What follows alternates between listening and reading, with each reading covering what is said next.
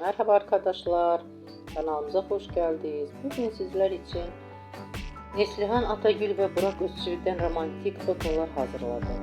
Burak Özçivit Karasev'de Kurumuş Osman ve Çalı Kuşu dizisinde rol almış, herkes tarafından beğenilmiştir. Biz de sizler için onların güzel paylaşımlarını hazırladık. Bu videoların devamlı gelmesini istiyorsanız kanalımıza abone olup yorum yazmayı